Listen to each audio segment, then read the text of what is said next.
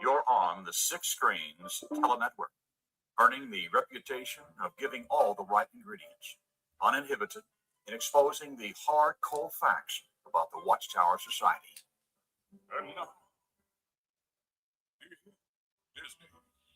Well, there you all are, and thank you for wanting to come in and spend some time here in the Six Screens tonight. Well, my name's Rick Farron. I'm coming to you from the apostate capital of the world, right up here in Boston. And when I say apostate capital of the world, I mean it.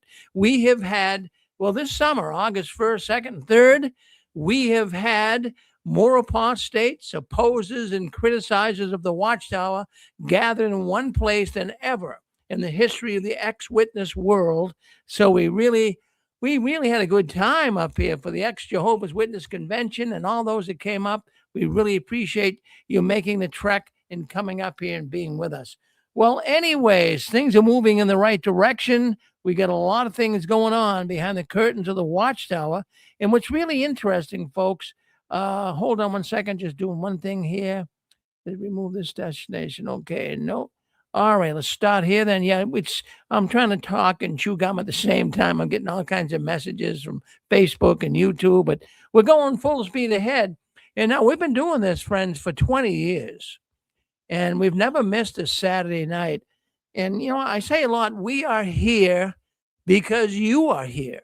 It's like one giant therapy session where we can all come in and talk with one another. We have some of the same people who've been coming on for 20 years. We're getting a lot of new ones lately, too. A lot of new people are coming into the Six Screens. And there's a couple of reasons for it. Maybe it's because of a lot of people leaving the Watchtower right now. So they're looking for an avenue and looking for different ways to really solidify their feeling that the Watchtower is wrong. That's what we all did, right? When we first started hearing how wrong and bad the Watchtower was, we couldn't get enough of it. I mean, I used to stay up till 2 o'clock in the morning calling friends that got out of the Watchtower. We all couldn't believe it. You probably did the same thing.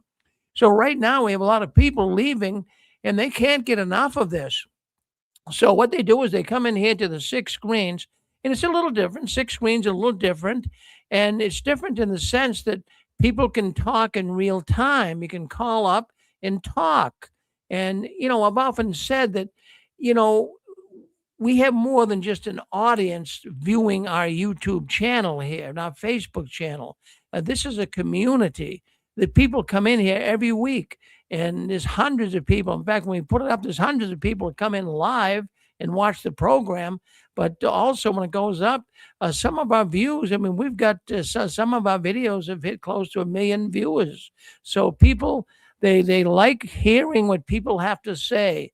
Not just me sitting here bloviating all night, but we bring people on. They say different things, and people look forward to that. So if you can muster up the courage and you can come on tonight, maybe for the first time, by all means do it. You see the telephone number.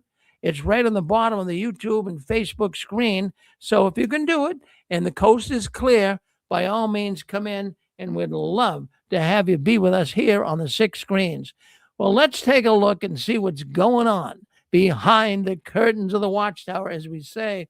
I wanted to bring something up that I got thinking about this week. Now, you know, I'm a businessman. I have my own business. I have a sign company up here in Massachusetts. And this week, I was doing business with a pet shop. And anyways, I recognized the woman that was the manager of the pet shop. And I couldn't quite remember who she was, but she didn't really say anything. And I've been in this pet shop a few times dealing with the owner, and the manager was there and would always say hello to me. So she said to me this time, Mr. Farron, how are things at the Kingdom Hall? I said, Kingdom Hall? I said, what makes you say that? Do you know me as one of Jehovah's Witnesses? She said, oh, yeah, I'm Jenna. Remember me? I said, oh, my goodness. I said, let me just think now. Boy, it looks so familiar, but I haven't seen this woman for about 25 years. So she says, well, she said, so are you still one of Jehovah's Witnesses? I said, no, I'm not. I says, oh, no, no. Satan kicked me out of his organization back in 2005 for apostasy. And I said, do you still go to the meetings? And she says, oh, no, no. I kind of faded away myself. She had some areas, she had some thoughts about the pedophilia, and evidently something happened to her or somebody in her family. So she's aware of it all. And I told her I do a radio program every Saturday night. She might even be listening in now. I don't know. But anyways, the reason why I bring her up, her name was Jenna, and I can still remember her now. Of course, 25 years ago, it's, people change a little bit, right? So anyway, she was telling me about this family that went to the Kingdom Hall, and she said, "Did you hear about the suicide? The young witness grandson committed suicide." I says, "He did?" I says, "I know they had another suicide in the family." And so she says, "Oh yeah, the young grandson, he committed suicide." And then I said, "Well, I know their son committed suicide because he used to chum around with my son." So here they had two members of this so-called witness family that committed suicide. And then also, you may remember, going back probably 10, well, let's say 10 years ago, 11 years ago, we did have a man. I was away and I was out in Chicago. And when I came home to my house, there was a note on my door, scotch taped to my door. And what the note said, it was from a person I knew in the same family. And he said that he is now an apostate. He says he doesn't know who else to talk to. He's homeless. He was going to jump off the Mystic River Bridge here in Boston. He was going to commit suicide.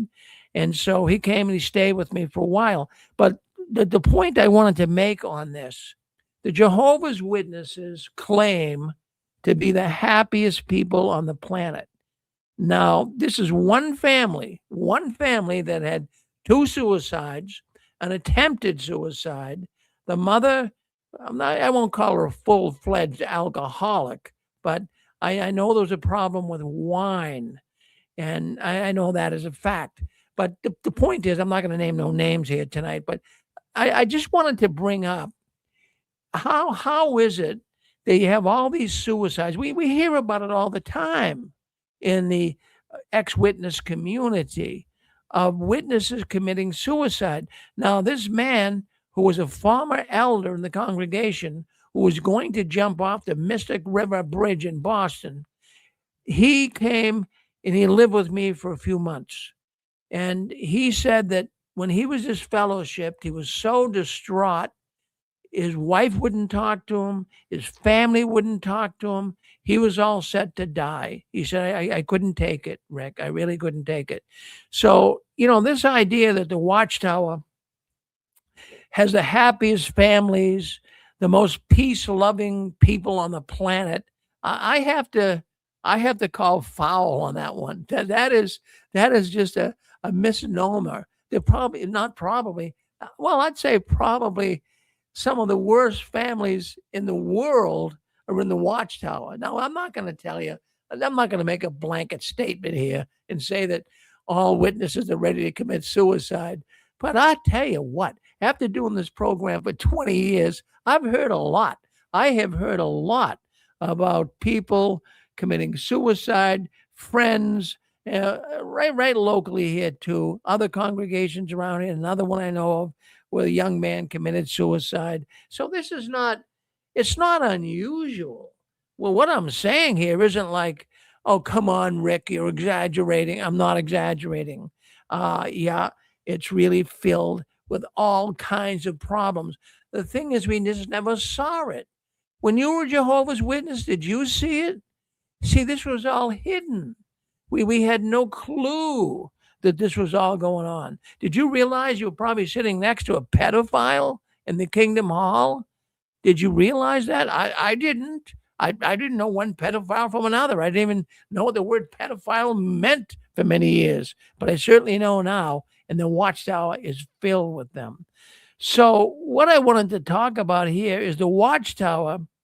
The Watchtower, as I'm speaking here right now, is in free fall. It's hemorrhaging members. Elders are leaving. The Watchtower is doing everything they can to keep people in. They're trying to do what they can to get new recruits. And then I came across an article, it's just this month, early December, December 4th, in the New York Times. And it kind of got me thinking a lot. And the New York Times article, the headline was Church Pews Full. In other words, the churches, Catholicism, many Protestant churches, according to the New York Times, December 4th, are really going gangbusters. More and more young ones are coming into the church. And you say, well, what is that all about? And I have to really say that it's quite fascinating that this is all happening. In fact, let me just, I'll read you a little part of the article.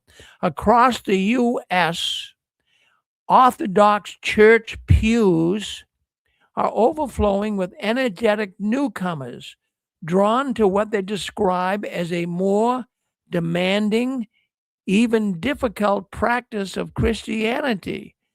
Yeah, it's actually, they find it demanding and difficult, but they want to come and hear what has to be said. This has never been seen, one priest said. This is new ground for everyone. Well, there's a long article, but it talks about the new converts going to church. Did you know that? I would think that many of the churches are falling apart, and some are. But what's the first thing that popped in your mind when I brought this up? I mean, what popped into my mind is the fact that what do you think the governing body is going to do with a headline like this? Really, this could really be a game changer for the Watchtower. How does this factor into the end times prophecies of the Watchtower? I'll better yet, how are they going to spin this? How are you going to look at Babylon the Great, as we all been taught in the Watchtower, is supposedly going to come down, in the last days against religion and really identify them for who they are. Well, this can't be happening if the churches are growing and the pews are being filled. So I'm wondering, how is the Watchtower going to do this? How are they going to spin it? I mean, they're doing everything they can to get new recruits. They're softening the blow, the rules, so to speak. You can now do things you couldn't do before. They're trying to get new recruits and wondering why so many are leaving. On the other hand, the churches of at least America, that's what the New York Times article was focusing on. At least in America, the church pews are being filled. But, really, folks, how damaging is the Watchtower? How dare them even suggest to the world that they are the only true religion? How dare them say that in 1919, Jesus looked at all the religions of the world. He looked them all over. He looked at the Catholics. He looked at the Protestants. He looked at all the spiritual groups that were around the world. And of all the groups that were out there, lo and behold, he picks the Watchtower, Jehovah's Witnesses, as the true religion. That is just absolutely baloney. But, we all believed it. Now, this is why it brings me to my next thought. We all believed it. Somehow we were brainwashed. Somehow it was stinking thinking from the Watchtower. We let them rent space in our head.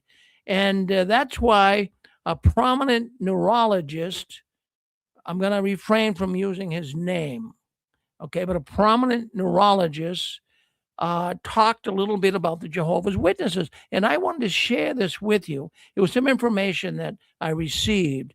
And but I want to share with you this information on what a neurologist, do you know what a neurologist is?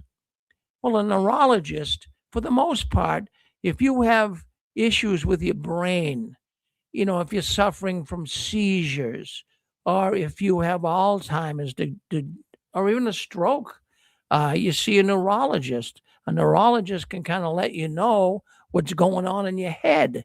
Now, they're not psychologists, but sometimes there's a thin line between neurology and psychology. I'm not saying they're interrelated, but they can be at times. So I want you to listen to this. Just listen. Now, just sit down, listen to what I'm going to say, because this is going to shock you. All right? Everyone just sit down. Please listen. What this neurologist said is from 7 to 30 years, 7 to 30 years it takes to rewire your brain. In other words, when you're in a nasty cult, like the Jehovah's Witness cult, and there's others out there too. I don't know too many more nasty than Jehovah's Witnesses, but it takes 7 to 30 years to rewire your brain. I did not know that, but I want to thank the person who gave me this information. Now, what is being said here by the neurologist is the actual brain is an organ. And when the brain is subjected to brainwashing techniques, such as what we all were when we were in the Watchtower, it actually changes the brain organically. Do you know what I'm talking about here? Changes the brain organically. Something goes on in your head that actually rewires your brain organically, internally. It is changed. And friends, it takes a lot of hard work and years to get all of this garbage, all of this false teachings, all of the foolishness out of our head. Do we all believe this? Do you believe it takes that long? 7 to 30 years? Well, I mean, I've been trying to deprogram myself. I think I'm doing pretty good at it. I really do. I think the 6 screens and all of you people have been helping me too. But I still have some residual garbage left in my head after being out for 20 years. There's probably people listening to this program that could have been out for maybe more than 20 years. And you're still having some of this residual stuff. Some of this crap, you could say, comes up from time to time. And I say, well, that's Watchtower thinking. So I'm suggesting here tonight that all of us immediately start deprogramming. Well, where do we start?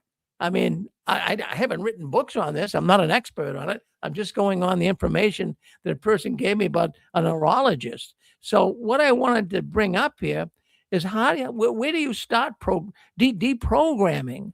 Well, in a way, I'm doing it without realizing, this is the first year. Now, I've been out for 20 years, and this is the first year that I put some Christmas lights on the house. Yeah, I put some Christmas lights on the house. Now, it's not the most lit up house in the neighborhood, but it looks pretty good. It's just something that it took me a while to do that. I don't think I could have done it the first couple of years I left the Watchtower.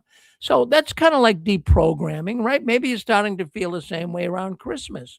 Now, if you just got out, like my wife Susan and I, when we first got out, when we first got married, we had we kind of were trying to get into the spirit, but the Watchtower deprogrammed us so much. Oh, Christmas is pagan. Oh, don't celebrate it. It's a holiday of the devil. And then all of the stuff that they would say, it's very hard to get that stuff out of your head. So you got to start doing the opposite. You got to start doing the opposite of what the Watchtower programmed into us. So when it comes to Christmas and birthdays, Thanksgiving, when it comes to toasting now, we can toast. You want to start thinking in terms of what can I do the opposite? I'm going to do, if they say something not to do, I'm going to do it. Now, I'm not going to tell you I'm going to go to an X-rated movie, but, R-rated movies, I wouldn't go to them. I mean, I'm still not a movie freak. I really don't get into the movies that much. There's some I like, but, R-rated movies. I can remember Schindler's List. Oh, that was a good movie. They kept advertising it, and the trailers looked really exciting. And I can remember when I was a full-fledged witness carrying my blood card, and certainly a loyal witness, I wouldn't go to an R-rated movie. And when Schindler's List came out, I wanted to see it, but I really I wouldn't, because it was R-rated. And there was so many other movies like The Matrix and others. I believe The Matrix was R too. And you wouldn't, as a witness, go to them. And, little things that they embedded in our head. So it took me a while. I mean, I don't go to R-rated movies today either, but I started watching some movies the other night on Netflix. I couldn't stand it. I really couldn't. I had to shut them off. Susan and I had to shut them off. They were too much. Every other word was F this, F that, and they were R-rated. I hate to see what the next one was like. But anyways, these little things, an R-rated movie, or even saying good luck. Do you find yourself, even to this day, having a hard time saying to someone, "Well, good luck"? I hope it all goes well. Good luck to you. You still have kind of a hard time with that. So, but anyways, I want everyone to know that the Six Screens is been very helpful in helping people deprogram. It's been very helpful and in helping people to at least uh, come in and be involved with a community that has experienced the same problems. Not that misery in life loves company, but sometimes there's more credence and credibility to that statement, right? But the Six Screens is like a giant therapy session. Many people have actually stated that, and here we can all come on and talk, and some of us get out of the Watchtower pretty much unscathed. Many, they don't suffer these residual flashback trauma, so to speak. Many feel that they've completed their deprogramming.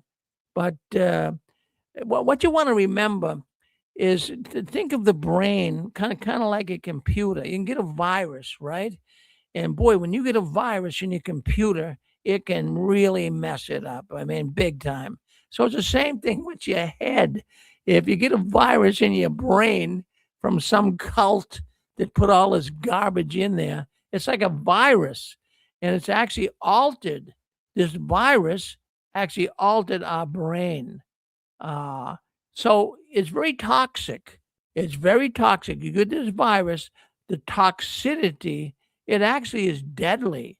It's deadly. I mean, we talked about the suicide people. It's deadly. You won't take blood. You could die.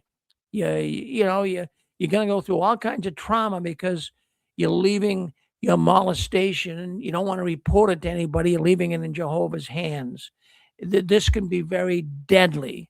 So please consider, if you're listening to the Six Screens tonight, start deprogramming. Now, you're not going to just flip it on like a switch on and off. You have to start working on it. But try little things, okay?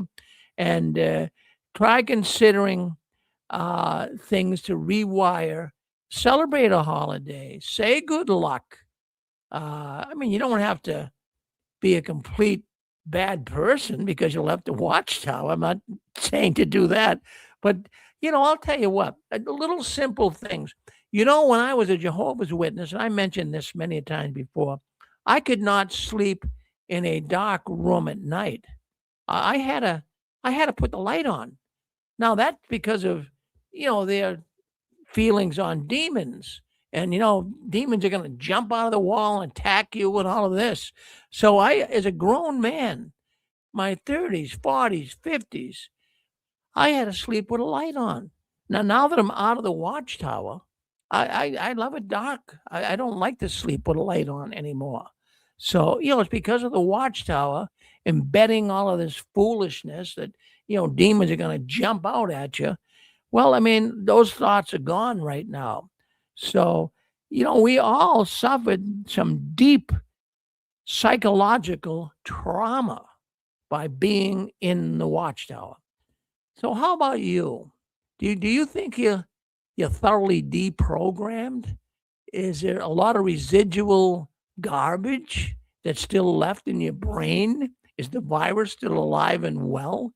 What do you think? Tell me. Go ahead, hit *6. Have you deprogrammed yourself? I'd like to know. Hello, this is Grace from Sweden. Yes, Grace. Yes, I really like this topic because I feel somewhat embarrassed. Like, why can't I think properly and things? But now, as you mentioned, these 7 to 30 years, it really made me happy to think that I'm not so strange after all. And about Christmas, that's just the thing. I find it hard to get back to Christmas spirit. For like 25 years, I had this feeling like I was doing something wrong, and it's because of the watchtower. But like you said, you have to practice and talk to people. And I also wanted to bring up some things you asked me about before, because Sweden, we have roughly 10.5 million people living here. And according to the JW.org, the publishers in Sweden are 22,465. But that's just what they are saying. I'm questioning it because here's what I've been thinking lately. There are so many people dying. There's so many people dying, and I don't see as many getting baptized. But that's just my opinion. But I believe I'm right when I'm saying that there are more people dying than getting baptized. And at the same time, they are saying, oh, we are increasing. We are getting more and more Jehovah's Witnesses in. So it's just a lie. And I can see, like, people I know, they have maybe 2 children. Neither of the children are witnesses. And I can name several couples here that their children are not in Jehovah's Witness. So it's just not true. And about this money that Sweden gave Jehovah's Witness, I remember standing in my kitchen, and it was year 2021, and my heart just dropped when I got the information that now Jehovah's Witness get the money from Swedish government. And I was just devastated. But now, since they don't get any more money, it's only 4 years, actually, that Jehovah's Witness got money from the Swedish government. So now, because they discriminate, they cannot get money anymore. But you have to realize they tried for many, many years to get money, and they didn't get anything until the year 2021. So we have been trying to hold them off, but they have to change some rules, I think, in order to really get them off, so to speak. And, well, I have been really thinking about what's wrong with me? Why can't I just move on? So, well, I wanted to say thank you very much for bringing this up, and that's all from me. Thank you. Well, Grace, I'm glad I could bring it up. Yeah, go ahead. Rick, it's Dick. I would just like to throw this out. When I was suffering with PTSD, and a lot of Jehovah's Witnesses are suffering with PTSD because of their involvement with the Watchtower. When I was going to professional groups of veterans, there was 8 of us around the table, and at their head was a psychologist. And everybody would talk about what gave them problems, what gave them nightmares, and would all sit around the table. And after a while, we used to meet every Wednesday, I think it was, and I heard all the stories over and over again, year after year. And I'm like, I know this guy. I know what he went through in combat. I know that his friend got killed. And I knew all this stuff. And I remember saying to this guy, just like, I'm getting sick of this because I'm hearing the same stuff over and over again. He said, Dick, every time a veteran talks about the problems that he experienced, or the things that he saw in Vietnam, every time it's a little less stressful for him. So I would say, come on 6 Screens. 6 Screens is a beautiful venue for this because you can say what you need to say get it off your chest. If you want to call up week after week after week, it's wonderful. I know I've been on 6 screens for 20 years, and every single time I go on 6 screens, I feel better. I feel better about the cult. I feel better about my divorces and all the stuff that I went through because of Jehovah's Witnesses.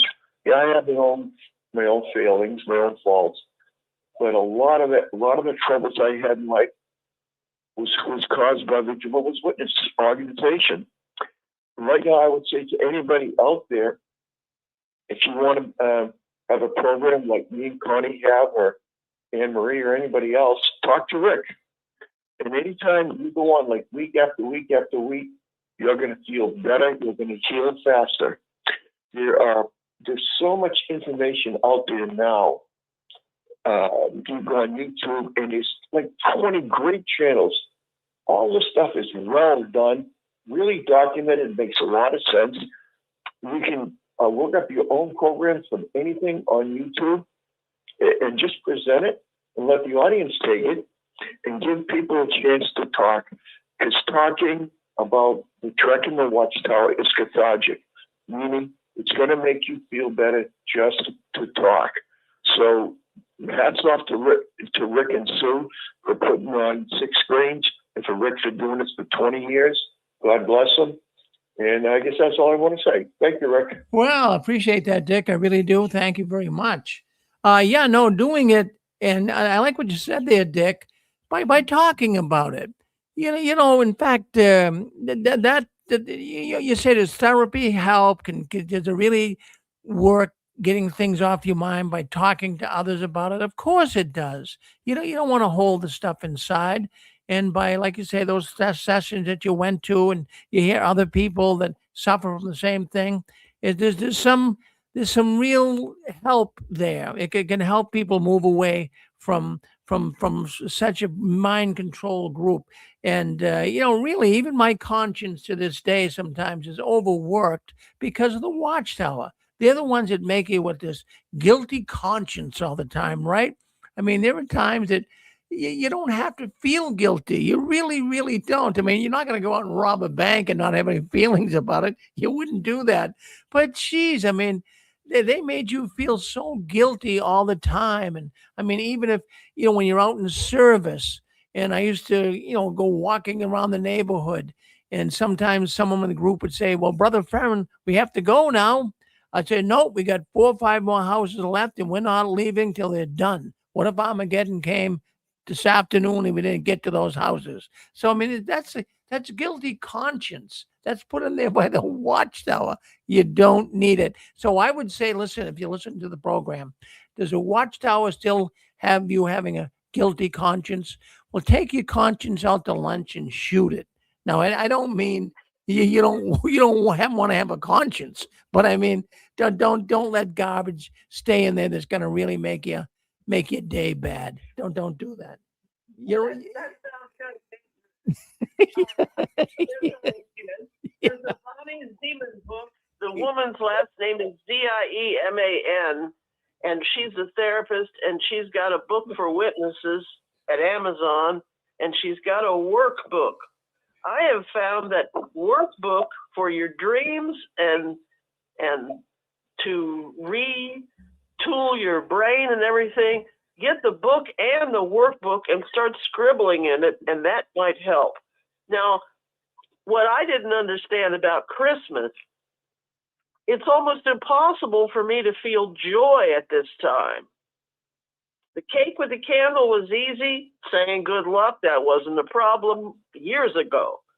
But for some reason, you're not the only one that has this block regarding Christmas. And I've even looked at it as a pagan holiday. I've looked at it as the early Christians had it. And I've looked at everything about it. But I want to be as happy as my neighbors on this thing, and it's really difficult. So tomorrow, I think I'll put my porch light on for Hanukkah and keep it on for Christmas and see how I do. But you're not the only one. And I didn't know there were timers on Christmas lights. Things we don't know about this. Oh, Pixie, I can't believe I've never seen more lights around Christmas than this year. Everybody's got their house lit up. This is the first time I actually put some Christmas lights, like I was telling you earlier, on our house. I really did. I never would do that before. I had a hard time, even putting a pine cone and tape to the door because of Christmas. But I mean, yeah, Exactly. jeez. But it's all stinking thinking. Yeah. So, is there anybody out there? How have you deprogrammed? Well, what are you doing to deprogram yourself? I mean, do you still follow some of the dictates of the Watchtower, even though you've been out for many years? What do you think? Go ahead. Let's go with the lady first. Yeah, go ahead, lady first. Yeah. Hello, we're trying to get something. Hold on. Hold on. We got a lot of people. You got to you got to mute yourself if you. Okay. Let's go with the lady once again. Go ahead. You're on with us. Okay, Rick, I was going to say, I've been out of the organization 42 years, which I'm very happy about that. But it has been a work in progress, as the expression goes. I was just doing the math. For 28 years, I disassociated myself back in '83. So for 28 years, I was just busy with my life, trying to get my education and work on my careers and all that. But you're also trying to work through all of this spiritual abuse that we had from Watchtower.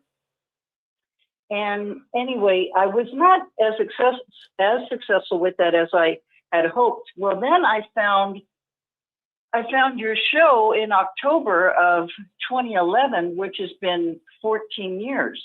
So what I really wanted to say is that for 28 years, I just was trying to heal my soul, heal my spiritual wounds from Watchtower the best that I could, because you're basically on your own, as everybody knows.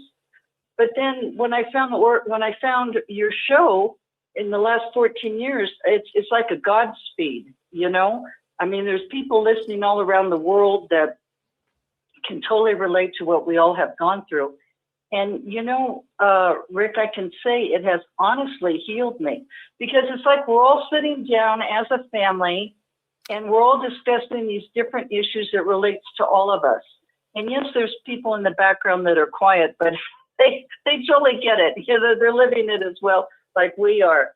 And it's just been incredibly healing. Now, the Christmas, oh yeah, let me tell you about the Christmas. I was not born a JW. I was born a Catholic. And I loved Christmas when I was a kid. I just loved the lights. I love the happiness. It's like family came together. Mom would have a nice Christmas dinner, even Thanksgiving. It was the time the family got together. And when I became a witness, I studied at 16, got baptized at 17, and then everything changed. And I was the only one in my whole family that became a baptized witness. So I was the ugly duckling, you might sort of say. So that was very difficult. But then when I left the organization and I was 28, I thought, oh, well, now I can start picking up where I left off. But Rick, it did. It really rent space in my head. And the joy of Christmas was totally gone, right? And it was like, oh my gosh, I have the freedom to be able to enjoy Christmas, but I just can't find that excitement anymore. And then I came to the realization it must be just for children, right? Christmas must just be for children and little ones, for them to really enjoy. But I have to tell you, as I've gotten older, and now I'm 70, I do love Christmas, and I don't worry about the paganism. I don't worry about any of that, because I do not celebrate Christmas based on what Watchtower taught. Okay.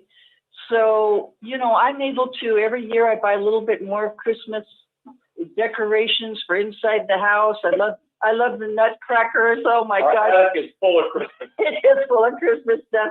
I put up the Christmas decorations yesterday, and, it makes you happy. And Rich is out of the hospital. He was in the hospital for 9 days. He was in SNF for 12 days. That was 3 weeks right there. But the whole thing was really 2 months.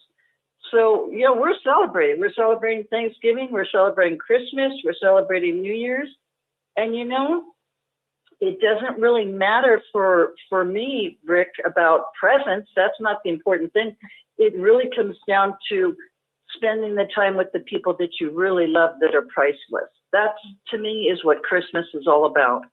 And Watchtower likes to put a big squelch on everybody's happiness and joy. And this is the time of the year when people and friends, and whether you have family or don't, many of us don't have family. This is the time to be happy and enjoy life and just be grateful for everything that you have. So that's what I've done, Rick, with regards to Christmas. And I just want to send my love to everybody and thank everyone, and especially you, Rick and Susan, for the show, because each and every week you are helping so many people to heal from the spiritual abuse of Watchtower. So we love you very much, and thank you, Rick. Amen to that. Well, that's a good thought you expressed there, Constance. Thank you. Thank you very much. Okay, who else wants to speak up? We got some other. All right. All right. Who else wants to speak up? Go ahead. You're on with us. Hold on. This is Tammy. I just wanted to say this program's been wonderful. I got a phone call from an ex-JW as well. Well, really, we're both still, I guess, technically baptized as one, but neither one of us believe it. And I don't attend, and I know she doesn't either, but she called. She said, Barbara's on. I was like, okay. Because I tried to go back over there, and I found out real quick that something was way off. And the more I have found out through your show and all the different people that talk on here and give their stories, their thoughts, their opinions, I don't feel so much pain coming from my experience of the JW. I do question, now that I have a terminal illness, I question, is the whole thing, you know, just a total big lie? Because it's like every time you turn around, it's something different, right? And form the ghost to so many different extremes like that, the Watchtower, in the past few years alone, just say since COVID. I mean, it's been terrible. But I paid attention to earlier when Carrie and Barbara were talking, and then just now the conversation going towards us deprogramming ourselves. I wonder at the age of 58 and facing terminal illness that will I ever have that accomplished? I find peace when I listen to modern day Christian music. I find peace when I plug in that Christmas tree, if you want to call it that. It's a bare tree that I keep constant year round. My daughter was killed back some years ago, and ever since then, I've had a tree. And when I light it up, and when October, I don't know why, I go through August, and then September, then by October, I got Christmas music playing. And by the time it's Christmas, I'm so sick of hearing the same damn Christmas songs.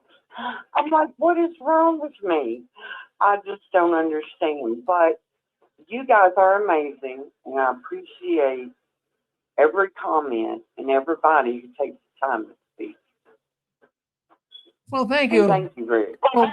Well, thank you, sister, for saying that, because that's why I bring. Hold on, we got someone coming on here. We got to hold on 1 second. All right, okay. Susan, did you want to say something?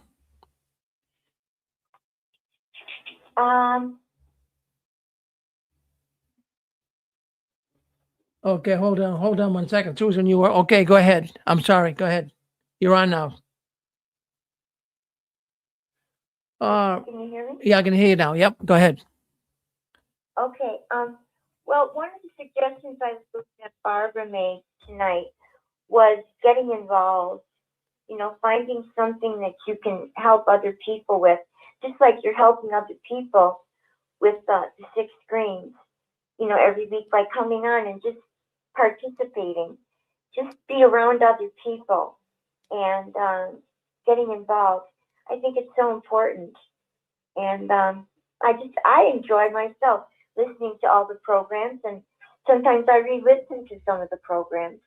Rick re-listens to some of them too. So we need this too. So it's important to be involved on Saturday night, and if you can, helping other people. Well, thank you, Susan. And no doubt, I mean, like the lady just came on earlier, I didn't get her name, but we certainly appreciate her coming on and voicing her thoughts. And it's something that I've always said, you know, if I just sat here all night long exposing the Watchtower, it wouldn't have the same effect. But by having different people speak up, you don't realize how that is helping people like the lady that was just on earlier. She hears all of these people.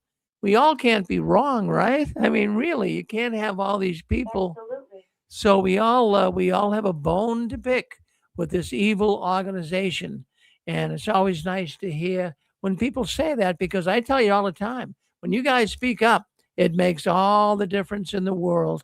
And you know, when you stop and really think about it, uh, I've said it a million times. You heard it even here tonight. You know, I put YouTube videos out before, and they're basically we get an audience. But on the 6 screens, JW World News, this is a community. Our Saturday night program is a community. And it really amazes me that people, this many people come in. You know, we run as high as, 300, over 300 people some nights listening in live. And I mean, that's like, it's not like CBS News, but I mean, it's pretty good to have that many people coming in and talking and listening. And a lot of these people are the same people. They come in every week. And not only do they find it encouraging and enlightening and helping them to move away and deprogram themselves, but, we find it entertaining too. We find it very entertaining when people come on and share their stories with us. It really makes a well-rounded community. And I'm very proud of all you people for the jobs that you do. Those that have programs on the 6 screens and those that call in. We're all one machine here, and our whole goal is to help people leave the Watchtower. And I'm a Christian man, and I would love to have everyone too become a Christian, but I can't wave a magic wand on that. We don't talk about the Bible, or we don't get into theology on Saturday nights. But on Sunday, if theology is your thing and you want to learn more about false prophecy and you want to learn more about the falsehoods of the Watchtower teaching their doctrine, well, come in tomorrow. We have a program starting at 1 o'clock, Knowing God After Leaving the Watchtower. Then we do our JW World News. We have a program on ex-Jehovah's Witnesses come in and share their stories of being in the Watchtower. And we have a man that actually speaks up and answers any Bible question you have. His name is Jay Hess. So join us tomorrow, beginning at 1 o'clock right here on the 6 Screens Telenetwork. Okay, let's take a look here. I got something today, and it was going to be my top story tonight, but I didn't make it that. But it's nonetheless, it's a powerful story. Maine, the state of Maine, Maine's High Court is reviewing a custody order barring a mother from church and Bible teachings based on alleged psychological harm. Okay. At first, when I saw that headline, I thought it was Jehovah's Witness woman that was being barred from going to the Kingdom Hall, but it wasn't that. It was just a person that was going to a certain church that was teaching some pretty difficult subjects and causing psychological harm. Now, the ruling, this is what I was thinking, if this can get a ruling of against this woman who's got children and evidently teaching the children some of the things she's learning in her church, and the court can come back and say, no, we're going to stop you from going to church because what you're teaching your children is wrong. Now, if this could start or set a national precedent. Now, that's what I was hoping could happen. And the precedent could be on parental religious rights and how courts weigh them in the best interest of children. So I got thinking, the Watchtower, it reminds me of this publication they came out with in 1987, and it's called Preparing for Child Custody. Now, that is a Watchtower publication. And if you're going through a divorce, suppose you're a woman and you're a staunch Jehovah's Witness, and your husband, is not. So you're going to get a divorce, and he wants the children, but you want the children because you want to raise them, the woman that is, as a Jehovah's Witness. So the woman's going to have a defense when she goes into court. The husband's going to say, I want the children. And the woman's going to say, no, I want the children. But if the judge finds out that she's a Jehovah's Witness, it could be a black mark on the woman. And I'll tell you why. Don't think the court systems don't know the dangers of a parent raising their children as one of Jehovah's Witnesses. First of all, no blood, right? The child could die. Second of all, it could be trauma, religious trauma syndrome with the teachings of Armageddon.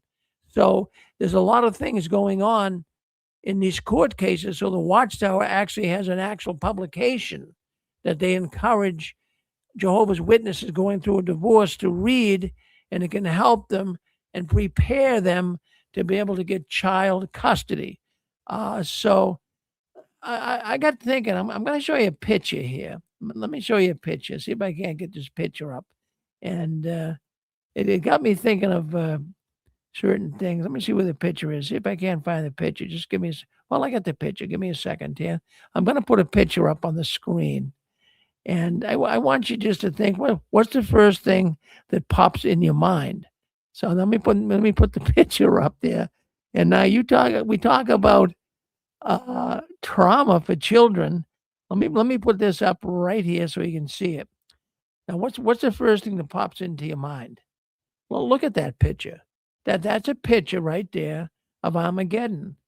And you see the city burning up behind those people. They're running. They're all nerved up. They're all trying to get away from harm's way. Is that a good picture? I mean, would if you were trying to get child custody, would you bring that picture in of a Watchtower publication and show that to the judge? I mean, you'd have a hole in your head if you did. I mean, looking at that picture, there's no positive aspects of Armageddon. There is none. As a matter of fact, young people who look at this, it could actually psychologically disturb them. That some people have come onto this program in the last 20 years and have mentioned how some of the graphics in the Watchtower publications have given them nightmares. They can't sleep. So I don't see anything positive, but see what the court is looking for is positive aspects of Armageddon. So even in that book on preparing for child custody that the Watchtower put out, I was looking through it, and there's actually a section in there that gives you an opportunity to prepare the court or the judge on the fact that there's positive aspects to Armageddon. Now, can you think of anything positive about Armageddon? Well, in the book, it talks about how, Armageddon's coming, and it's going to remove all the wickedness from the world. They're very soft in how they say it. They're not going to say Jehovah's going to kill everybody, but they say that, it's going to get rid of wickedness, and it's going to present a better situation for mankind where they can live with the panda bears and the lions and the tigers and all of that. So they present this positive view. But looking at a picture like you see up there right now, do you see anything positive about that picture of Armageddon? And then now let's take that one down. And I'm going to put another one up. Now, that picture goes back, I believe that was back in the late 70s, early 80s. But here's another picture I'm going to put up. Recognize that guy? That's Tony Morris. Now, that was some people thought that this particular video, it's just a still picture here, but there were some people that actually thought that this particular video that governing body member Tony Morris had on JW Broadcasting was a reason that he had to leave. I don't think that was, but I'll give you a little rundown on what this is all about. It shows Tony Morris lighting a match. And do you remember? In the video, he said, now, do you know those that don't follow Jehovah? And he mentioned the word apostates. Well, that'd be me, probably you. We're all known as apostates, right? He says, do you know what's going to happen to apostates at Armageddon?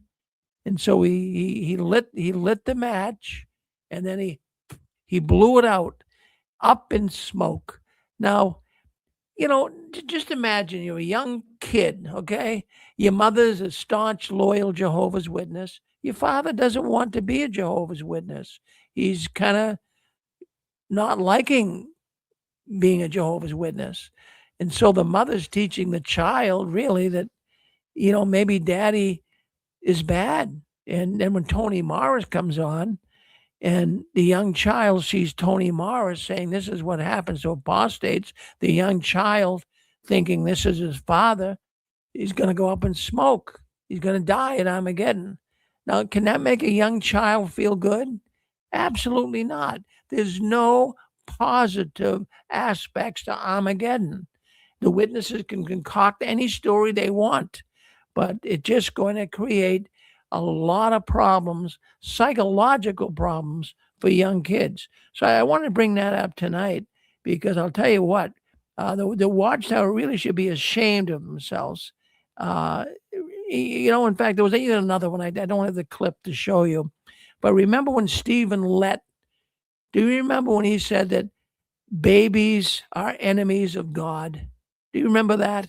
Oh, well, we talked about it on the 6 screens. I couldn't believe it, to be quite frank. And little babies are enemy of God. And you know what happened, and we mentioned it here on our newscast. After Stephen Lett said that, it was about a week or so after, there was a woman, a Jehovah's Witness woman with mental issues.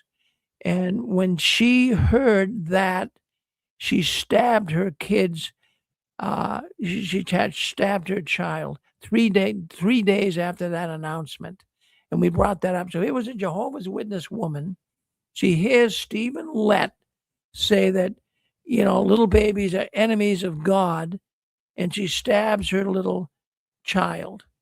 So you see what I'm talking about here? This is psychological damage that the Watchtower is doing to people. And yet, when you stop and think about it, there's nothing positive to really talk about when it comes to Armageddon. When it talks about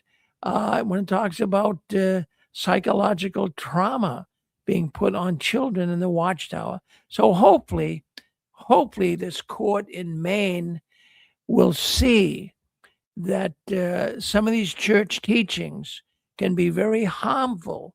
They can create all types of bad effects, bad relations with your family.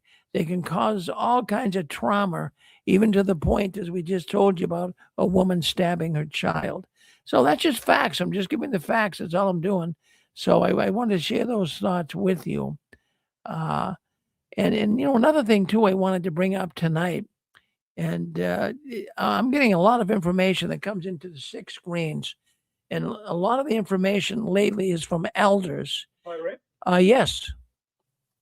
Sorry to interrupt your show. I just wanted to alert your attention to a person in the chat called Long Hair T is being quite annoying. He or she's being quite annoying. And I know you asked me to keep an eye on things, and if anyone turns up being a troll in the chat, to just alert you before you move on to the next section.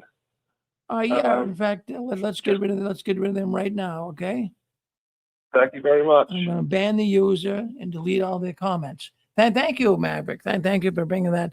Yeah. These.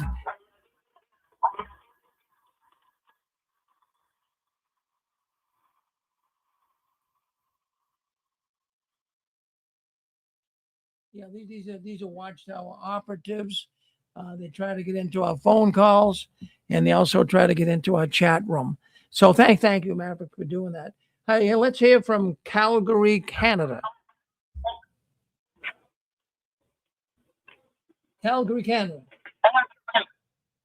Hi, Rick. Yeah, hi, Rick. You got the demons cleared up there that are trying to come in on the phone and all that? Got them shut down? Got them shut down, yep. Okay, good. Well, hello, and haven't talked to you for a while. I just thought I was kind of listening while I was doing some work on my furnace here tonight. It's really cold up here the last few days, and one of my furnaces was going on the fritz, so I was working on it while I was listening. But I did want to talk about a couple of things that you brought up. If you got a minute for me, minute Sure. or two. Absolutely. You had mentioned earlier.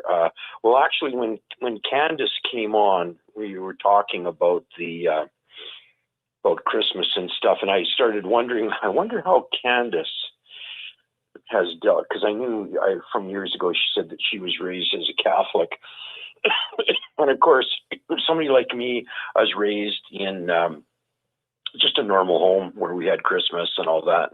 And it was, as the song says, the most wonderful time of the year for a kid. And even as an adult, I think my parents and all my aunts and uncles, it was the best time of the year for them as well. Now, if you're raised as a witness like you are, you've never experienced that feeling. It is unlike any other feeling in the entire world. I've never, even when I was a happy Jehovah's Witness and believed everything and everything was going fine, I never ever experienced that particular type of special happiness that Christmas seems to be able to engender for people. I have to admit, like Candace, well, for one thing, you have to get Christmas out of you if you're a convert. You have to somehow try and get it out of you. So you spend a lot of time reading every Watchtower article on Christmas and see if you can convince yourself that it really is bad. Eventually, if you work hard enough, you can convince yourself that it's bad. And then when you leave, it does take a long time to re-educate yourself, but it's easier for us that we had it when we were children, up until we were, I was about the same age as Candace when I converted. Same thing. 18 years old, in 1970. So anyway, the interesting thing about that is it does take a long time to, it's kind of like you've been dipped in an inkwell when you're a witness, and they've tinctured you with all kinds of stuff. Now, every church does that, so I'm not saying that,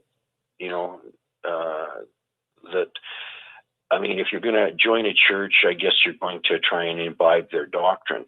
But the problem here is that everything is designed to cut you off from your family. And it does create this, that's a mental illness, to not be in love with your family. That's a spiritual illness, to not be in love and close to your family. It's a type of spiritual sickness, and Jehovah's Witnesses are masters. I'm sorry.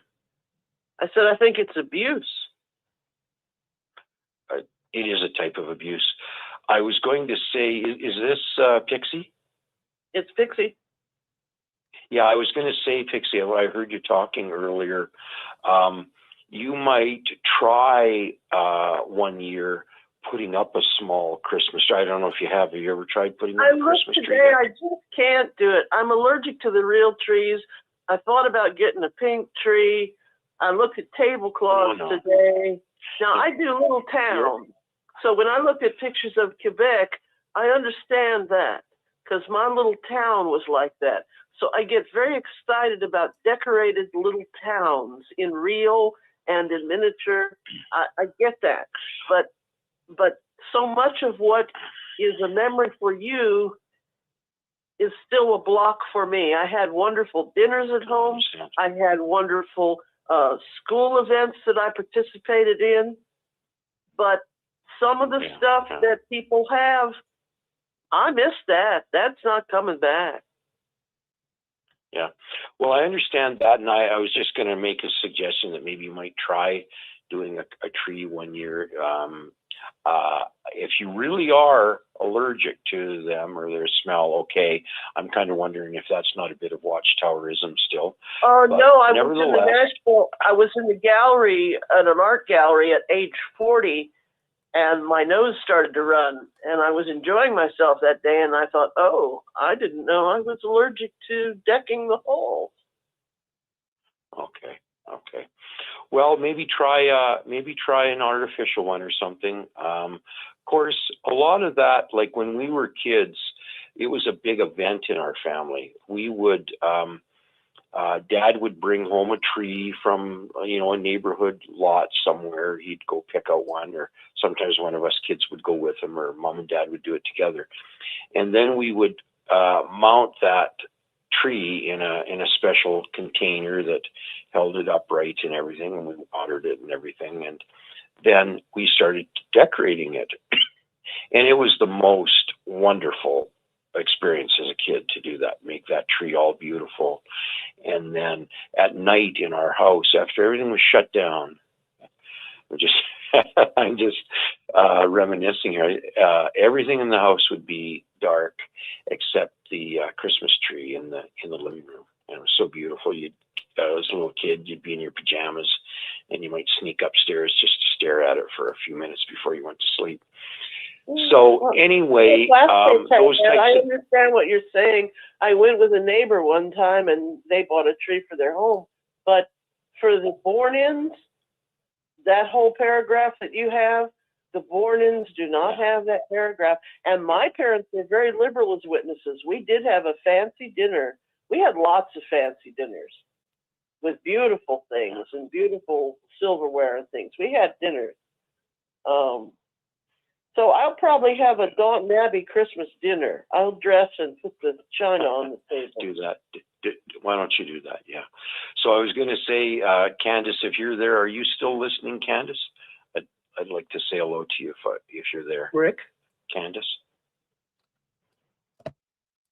Oh, it sounds like somebody else wants to talk, Rick. I think so I'll just back off. I think you mean Connie. Yes, I do.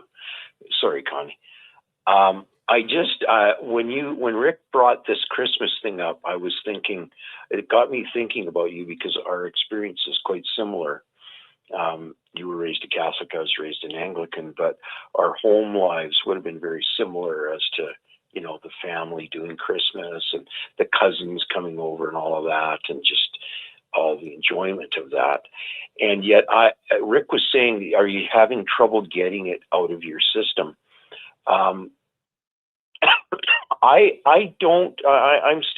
It's still hard for me to really, really get crazy about it like I was when I was, before I was witness. But as far as going, like, for example, last Christmas Eve, my son and I went to a Latin midnight mass in Calgary, and it was really lovely. The whole church was full of all kinds of young people with their young families. It was quite a nice experience. And So I'm fine with all that, and I enjoy it very much. So I'm glad to hear that you're starting to decorate your home a little bit, and start to get into it a little bit more. That's nice to hear. That's nice to hear. Well, thank you. I'm sure. Sorry again, that chap is back again. He's, Changed his name. what name is he? He's What name is he going by now? He's long hair C2. Very clever, very inventive. All right. All right. We'll do it again. Yeah. Just keep me posted. So, Yep. there was one other thing that I do want to Yeah. mention when you were talking about this, getting this out of your system. One of the things that took me quite a while, but I'm pretty well completely out of this now, was this penchant for trying to find the apocalypse coming soon. A lot of people in a lot of religions, it comes and goes.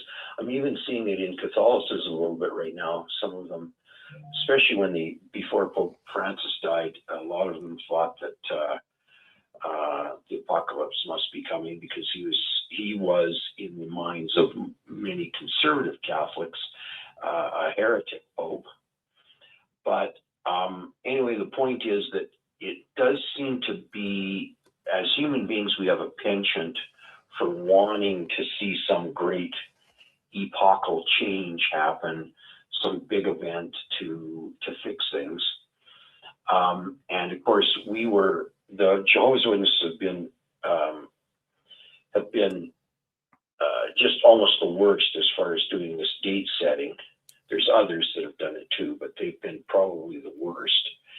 And those of us who were witnesses back in 1975 know this all too well, how completely immersed we were in the idea that 6,000 years was ending in October of 1975, and that was it. And it takes a while to get that out of you. It takes a while to get that, seeing every news item and seeing bad things in the world. I go on a few other types of calls and listen to people, and a lot of ex-witnesses even still are way into this business that we're right on the brink of some type of apocalypse, some type of Armageddon. I have very little belief in that at all now. I mostly ignore it. It seems like people just go on and on and on about it, and every little trinket of news that they hear is support of it. But it's been going on like this forever. So anyway, that's been my experience, and I do think it takes a lot of time to move yourself away from that, and you do have to gather around you the facts that are the opposing facts to what may be bothering you. And I'll just give you one last little trinket of information here. This business about good luck. The passage of scripture that they used on us for that was the one in Isaiah where it says, they prepare a table for the God of good luck. It's in Isaiah 59 or something like that, somewhere in there. The Hebrew word there is, what it actually says is, they prepare a table for Gad, G-A-D, Gad. And the word in Hebrew means just like what we use in English, lucky, lucky. And guess what? Jacob named one of his 12 sons Gad, lucky, lucky. And also one of the most famous of the Hebrew prophets was named Gad as well. So the Watchtower was teaching nonsense to us. That word's fine. That word is fine. From the scriptures themselves. Okay, and Merry Christmas to anybody that's celebrating it. I hope you have a good time. And Merry Christmas. Thanks for letting me talk. Well, thank you. I enjoyed your program tonight. Well, thank you, Brian. Yeah, go ahead. You're on with us. Go ahead. Hey, Rick, this is Jesse in Yuma. That was a great call. great information, especially about the GAD. Hey, I just want to tell you, on Christmas, the subject, staying on the subject of Christmas, I celebrated Christmas in 1969 and 70 with my whole family. I was 1 and 2 years old, and my little brother Gilbert never celebrated Christmas. So I was 3 years older than Gilbert, but I celebrated Christmas, and it stuck with me the rest of my life. Every day of my life, I loved Christmas. I loved everything about Christmas. And I think the gentleman before us from Calgary, he talked a little bit about that, and I think Pixie talked a little bit about it, but it stayed.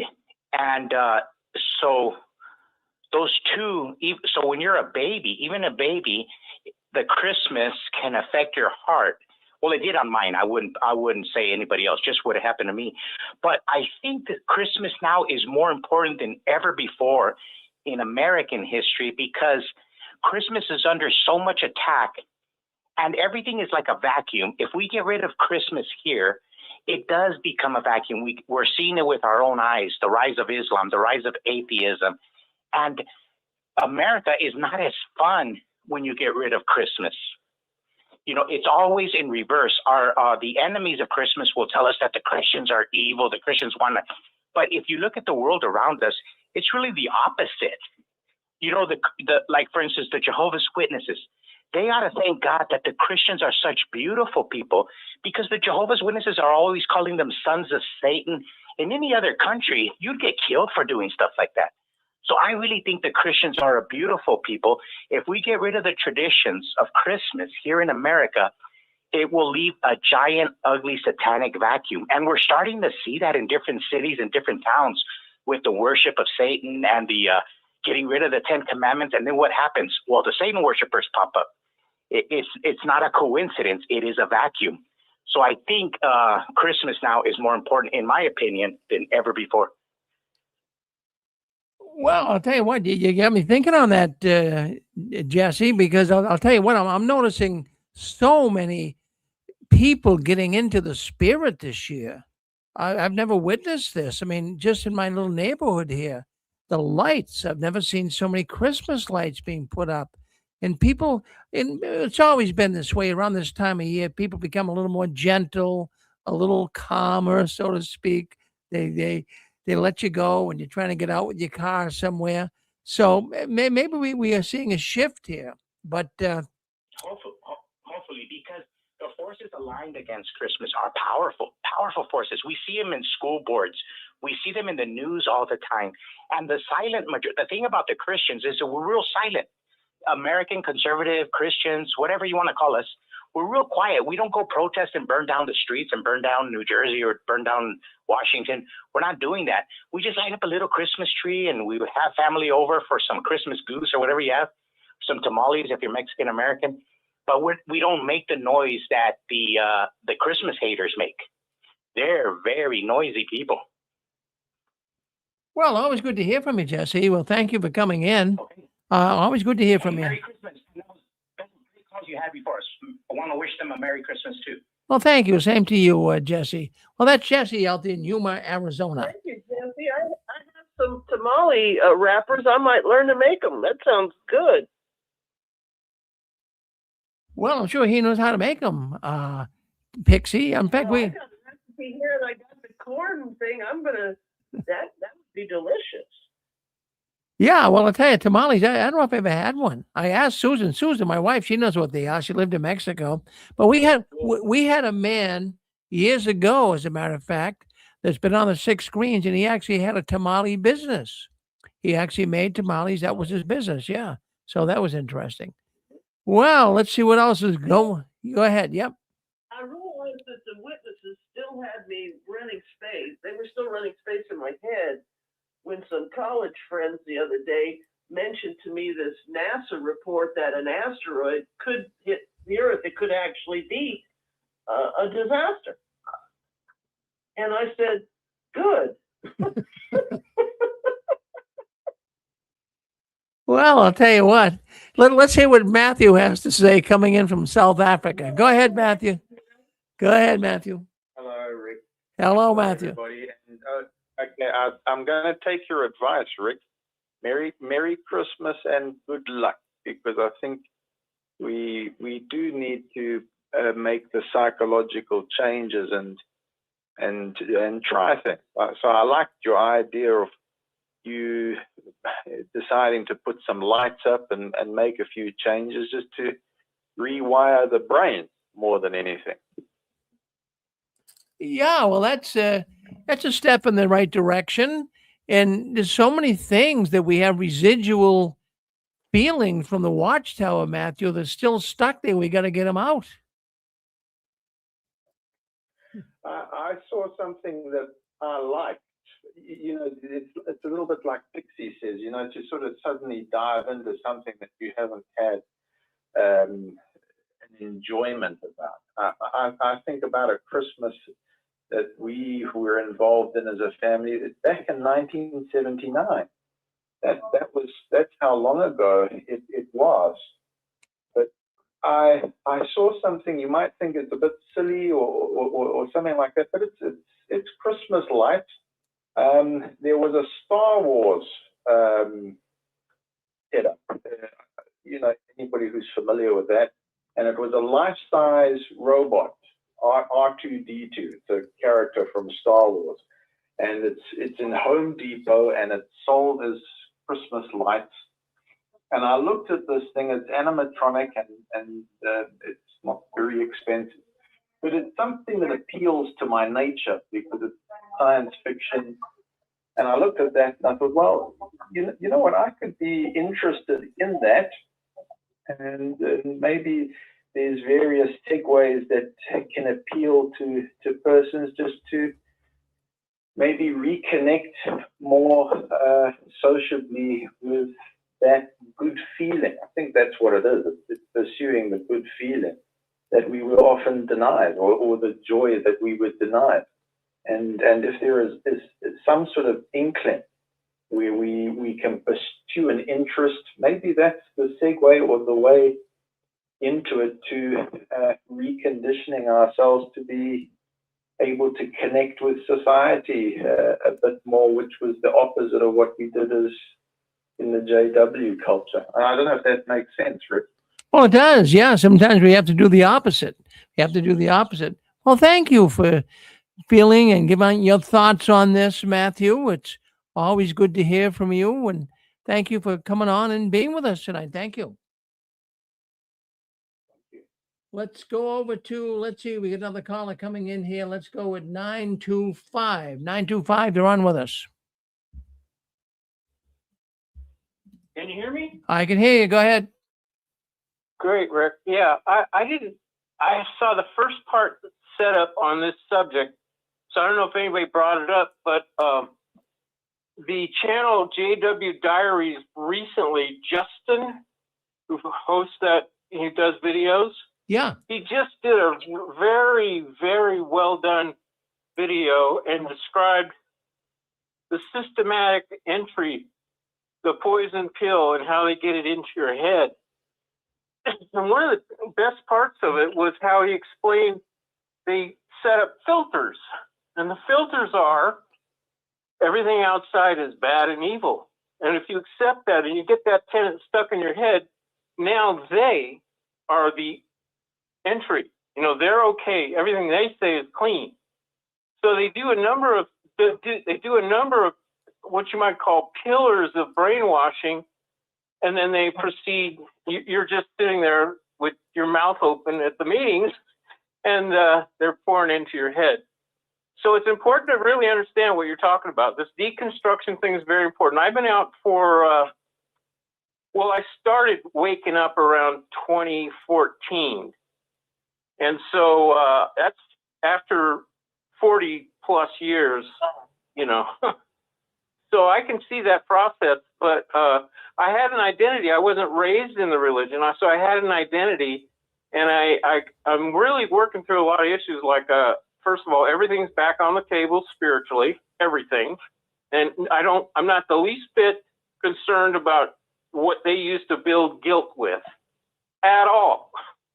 And so I'm going back to my my I guess late teens and 20s as a person that I had developed, and working from there, because you got to grow from that. So everything is growth, and I studied health and nutrition with a guy who's a famous author. He's gone in the 90s, Bernard Jensen. Oh. And when he was teaching, I did a couple of seminars or so. I mean, I was there for 3 or 4 days. He had a place in Escondido, California. And when he taught, I remember one of the key points he made is that you are born to grow. So just start the rebuilding project and realize that's the great part of life, man. Just discovering all that's real and filter. You control your filter. Don't let anybody put a filter on your head, but you. Because it does work for you when you discern and make distinctions. That's part of life too. But the Watchtower, man, that is poison, Rick. And it's good you brought that up. I'll tell you. Well, it's so interesting, and people who have no inkling or idea about the Jehovah's Witnesses, and if they stumble onto this channel and start listening, they might think that we're kind of going overboard, or maybe we could go a little lighter on these guys. But I mean, I don't have a soft spot from the top of my head to the bottom of my feet for the Watchtower organization. And it's good to hear you say the same thing basically too, because we've all been affected by this. These guys have done a lot of damage. These guys really, they have got some people that are really hurt. I mean, seriously hurt. They can't even get through therapy. Some people have been hurt so much more than others. So we pray for them too. But this is just terrible, and the organization knows that's what they're doing.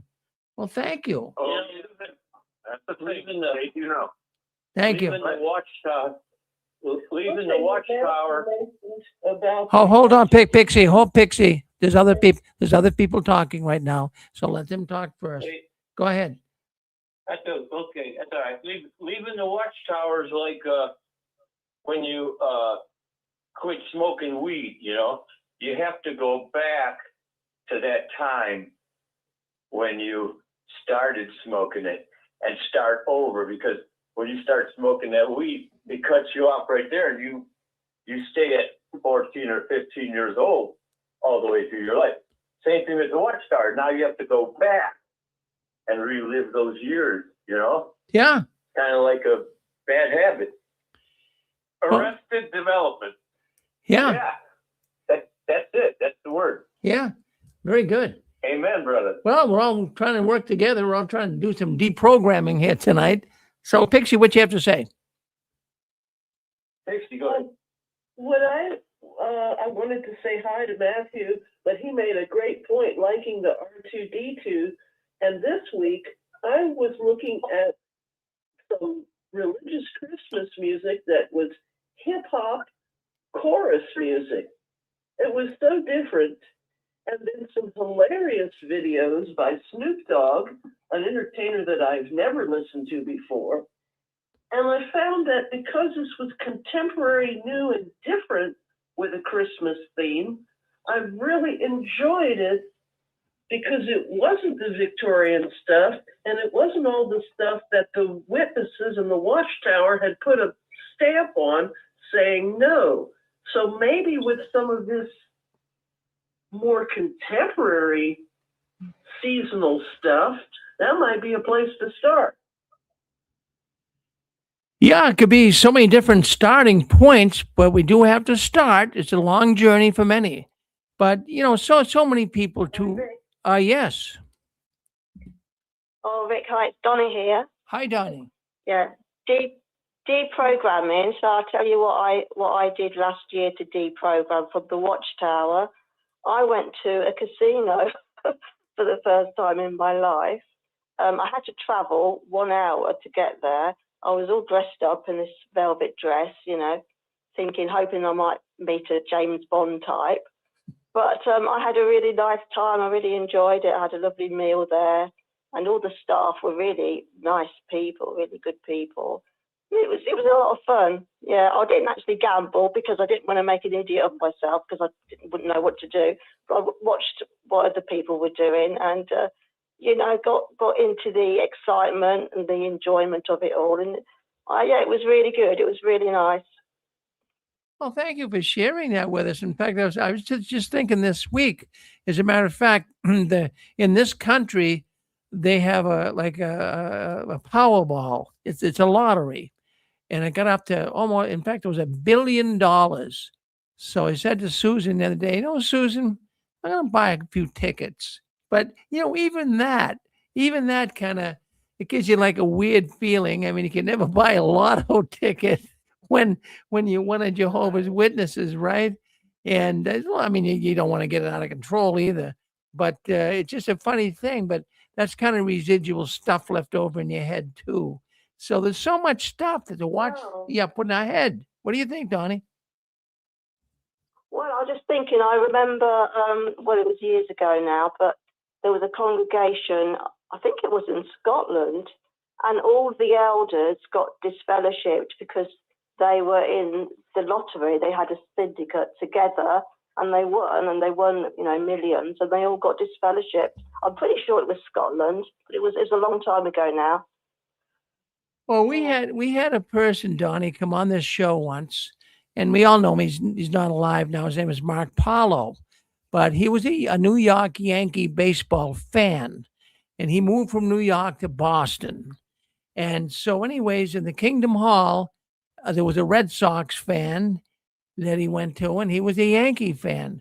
So he said to the Red Sox the brother, I'll bet you a hot dog that the Yankees are going to win this game.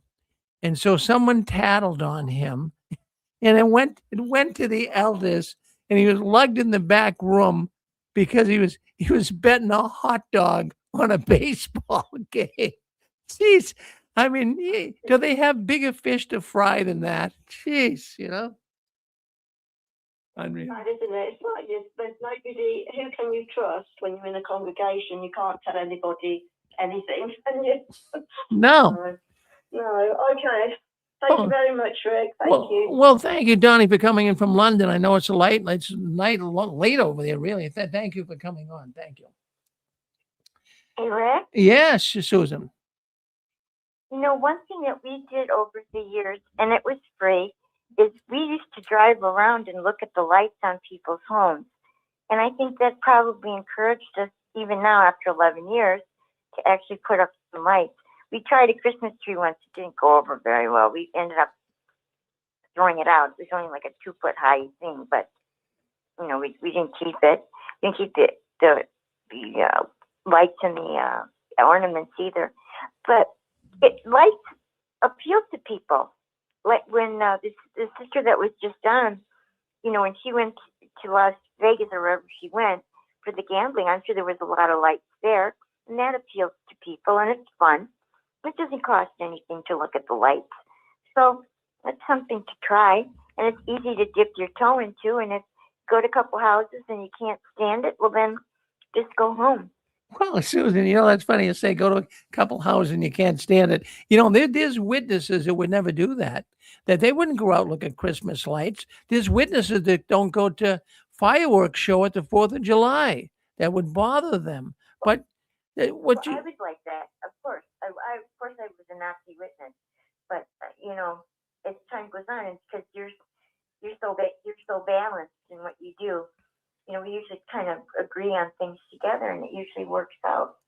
Well, you mentioned something there. We all have to have a starting point to start deprogramming. So maybe that's a good way to start doing it. Get in your car and go look at some Christmas lights. They're not going to bite you. I mean, look at them. I was coming home today, and it was dark out. It gets dark up here now. In fact, we get the darkest time of the year. 4:00, it's dark out here. And I'm driving home, and the lights were so beautiful. I was really awestruck by them. And maybe they've always been like this, but it seems like this year they're like magnificent. But maybe I just didn't notice them before. Maybe my brain was programmed not to notice them. I don't know. But I mean, that's a good starting point, Susan. Go out and start looking at some lights might do you good. You might be able to get into the Christmas spirit. Yes. Well, thank you, Susan. Well, in fact, I got more. I'm not going to beat this story to death, but I got information coming in into the six screens. I'm getting so much information coming in here from elders that are stepping down, that they don't want to be elders anymore.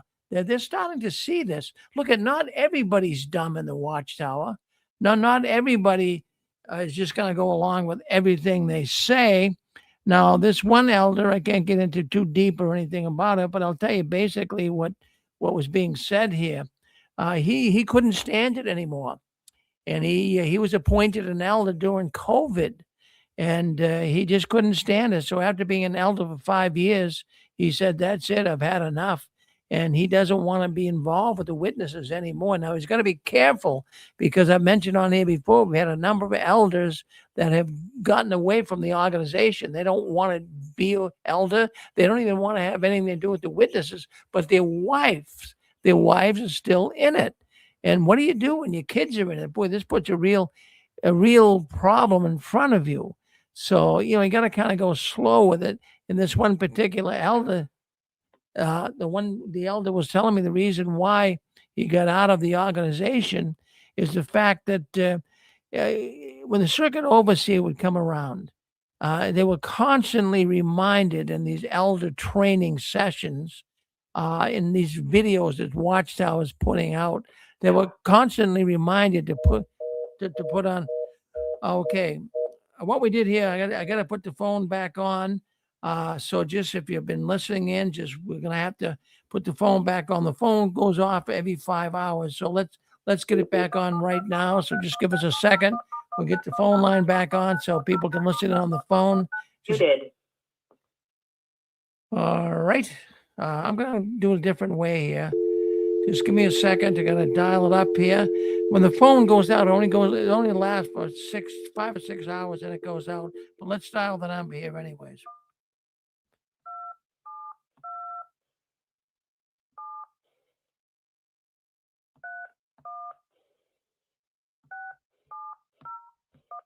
We were unable to complete your.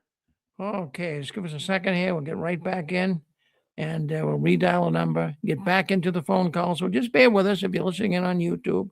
We'll be right back. Let me just dial this phone number up.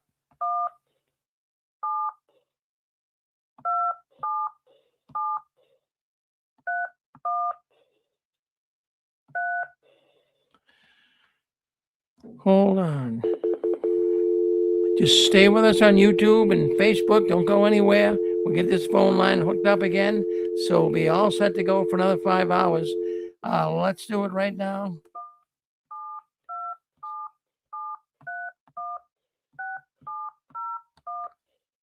All right, give that a second. Get this phone line. We have a Welcome to My One Number. If you are the host, press star now. Otherwise, wait.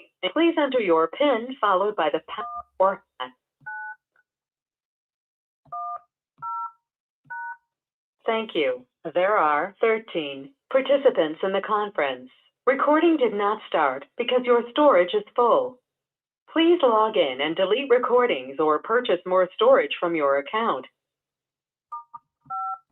All right. All participants are muted and they can unmute themselves. All right. Thank you for hanging in with us there on YouTube and Facebook. But the telephone line is very important here. We have a line that people call in from all over the world on, and they listen in. So if you're just listening in, thank you for staying with us on the radio telephone line.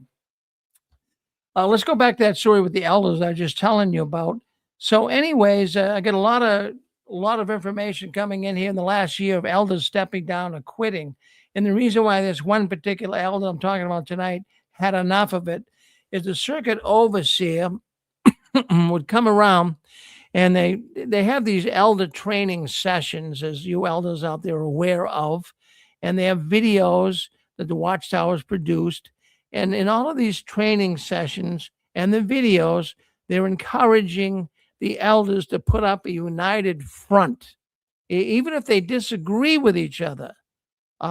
Even if they disagree with the directions coming from the branch, they are told never, ever, ever express that openly. And this is what the elders he gave information on this. He says, and you're told to make the friends believe that you are united. In other words, put on a front, make it look like you're all united. And they have to do that. And if they don't do it, they could be removed. And it's just terrible what he was saying. And in his congregation, there was a teenage daughter that was told her told her parents that there was a brother in the hall, a young brother that was molesting her. She was only 6 years old. And of course, the elders wanted to sweep it under the carpet. And that's enough for this elder. He couldn't take it. So imagine how many elders are hearing this. How many elders are hearing about the child molestation? How many elders have had enough? And here's something here that I find very fascinating. He was very emotional over this fact that his wife did not like the fact that, he'd have to go to these training sessions and elders school and staying after for meetings and elders meetings and what have you. And he started feeling really bad about his wife and saying it's really not fair to her. And she was getting emotionally upset too. He was spending too much time with the Watchtower. Hey, you're married to me, but you're spending too much time with the Watchtower. Then even his children. He started thinking about his children. Am I spending time with them? So he said, that's it. I've had enough. Friends, how many more elders are out there that are feeling the same thing? The Watchtower is in trouble. They're trying to get more and more elders, but there's more going out the back door than coming in the front door. So I wanted to bring that up tonight. And I really find it's detrimental to the survival of the Watchtower. If they can't get men to take the lead, what are they going to do? Well, we've been talking about this switching to women. They got women doing a lot of things now too, which is totally against their older policies. But friends, they're shuffling. They're doing everything they can to try to keep this ship alive, afloat, but it's sinking. Now, what I want to do, I wanted to mention tonight, and I want to show this to you. I played it earlier on the Barbara Anderson program earlier, but we have an AI artist that works here at the 6 Screens, and she's very, very talented. I mean, her talent goes beyond normal.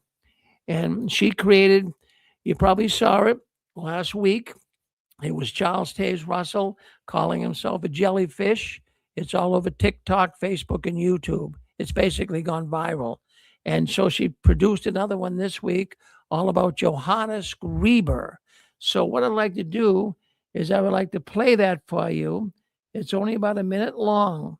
And we're going to continue to upgrade our 6 Screens website. We're going to make it very AI, because I believe that people think in pictures, people reason in pictures, and people are moved to action in pictures. So if we can get the witnesses to see one little thing that might get them thinking, then they might want to see other things. So we're making a real effort here at the 6 Screens to help so many people that are locked in the clutches of the Watchtower. So let me share this video. I want you to see the video. It's very well done. I mean, I'm not just saying it because we did it here, but I have to tell you, getting really, really good reviews on it. So let's take a look at it. Okay, right here. There it is here. Let's play it right now. Listen to this. This is Johannes Grieber and the Watchtower.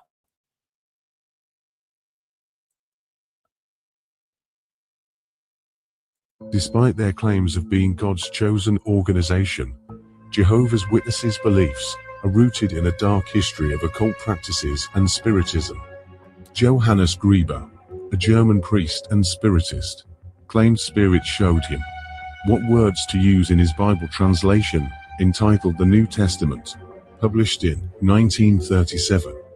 Although Grieber used the occult practice of necromancy, the Watchtower Society had numerously referenced Grieber's translation in the efforts to support their erroneous translation of John 1:1. In an article from the February 15, 1956 Watchtower magazine, the Society recognized that Grieber was a spiritist. They continued to reference Grieber through the years to support their own doctrines. After much public knowledge that Grieber was a spiritist, the Watchtower fabricated this article from questions from readers to rid themselves of any connections with Grieber's translation. They admit they recognized Grieber as a spiritist and deemed it improper to make use of a translation that has such a close rapport with Spiritism. Although the Society stated that they were unaware Grieber was a spiritist until the 1980 edition of the New Testament. 1956 Watchtower magazine proves the Society has always been aware of the fact that Grieber was a spiritist. In a letter obtained by former member of the Watchtower Society Bill Setner, the Society writes to the Johannes Grieber Memorial Foundation, thanking them for the copies of Grieber's works, additionally asking them to send more copies. The letter is dated December 20th, 1980, 24 years after the Society recognized Grieber to be a spiritist. Well, there you go. That's the AI video, and you're going to see more of those as we put them up on the 6 screens. Now, if you want to see them first when they come out, I want you to join the 6 Screens Facebook group. In Facebook, just go in there and join 6 Screens Facebook group, and we have quite the group in there. The numbers are really growing every day now. I'm getting people who want to join that group. So by all means, join the 6 Screens Facebook group, and you'll be able to see those videos when they come up. As well, we put them up there as fast as we can. So we're trying to produce 1 video a week. The next one coming up is going to be Charles Taze Russell and how he died on a train in Texas, and how he wanted to be dressed in a Roman toga. So, we can do so much with this AI. It's unbelievable. We got Grieber talking. We got Charles Taze Russell talking. And the first one we did about him calling himself a jellyfish. So he can do so much. And this is going to connect with the witnesses. They're going to, it would have connected with me. You see a little flaw, say, is that real? And then you look at it and you start checking things out and researching. So it can make a really, really big difference. So I want to thank the artist Jamie. As a matter of fact, she's my daughter, as a matter of fact. So I want to thank her for producing that video and actually graphically designing it. She did a really good job. So anyways, folks, we're going to bring our program to an end. I want to thank you all for coming into the 6 Screens tonight and spending a Saturday night with us. And we have a 6 Screens Sunday program tomorrow beginning at 1 o'clock. So if you are theologically challenged by the Watchtower and you'd like to know more, starting tomorrow at 1 o'clock, right here on the 6 Screens Sunday programming, we get into theology. We get into answering Bible questions. We don't do it on Saturday night, but for those interested, come and join us tomorrow. Well, thank you very much, as we say, for coming in tonight. I certainly want you always to continue standing tall. Don't you ever give in, up, or out. And the last one, leaving the Watchtower, please turn off the new light. We'll see you tomorrow on 6 Screens Sunday. Bye now.